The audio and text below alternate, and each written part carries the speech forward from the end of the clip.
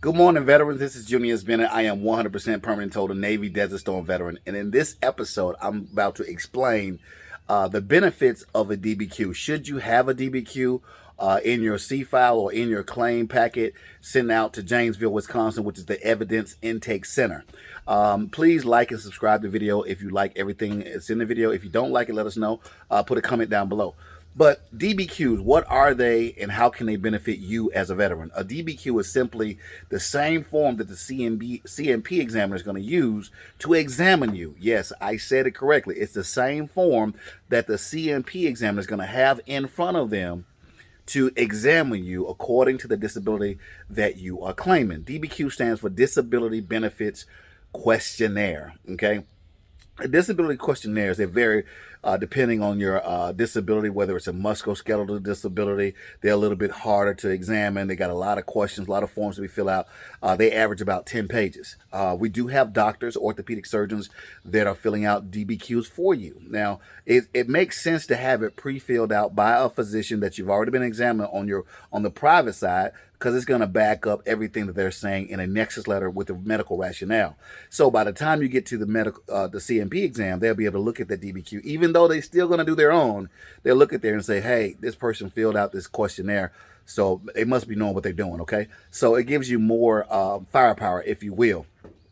There's disability questionnaires that you can find at the VA website. You can just Google VA DBQs and it'll go to the VA website that has all the disability benefit questionnaires for each and every disability.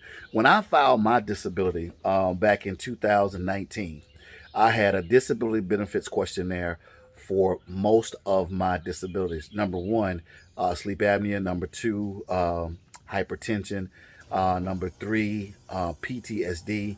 I had all of those DBQs at their disposal, and it's sitting there as evidence. When you get your decision back in the mail, it's going to tell you the DBQs, the evidence that they reviewed to make a decision. So it is qualified as viable evidence. It was at one time kind of controversial, and they stopped taking DBQs because of fraud. A lot of people or veteran service advocates are using DBQs and making wrong assertions.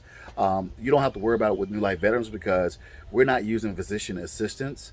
We're using actual licensed doctors, board certified doctors to fill out your DBQs. Now it's extra in your cost when you're doing your medical nexus and your exam. That's a separate fee. The examination is a separate fee. The medical nexus letter is a separate fee, which comes to you in 7 to 10 days of the exam. And then also the DBQs is a separate fee.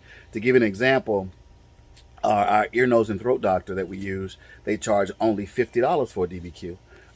There's musculoskeletal doctors or orthopedic doctors that charges $200 for a DBQ. There are some that charge $150. It just depends on how bad you really want to win your case.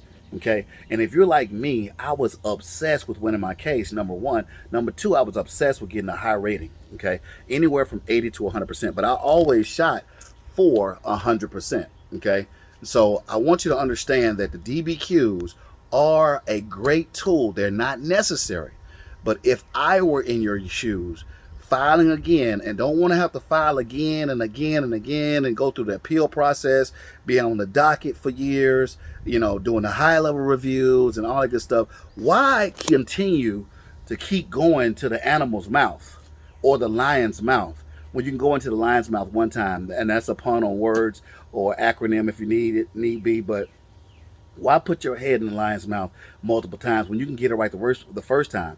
The first step is to get a telephone consultation done with us according to your disability. We're going to customize it to you.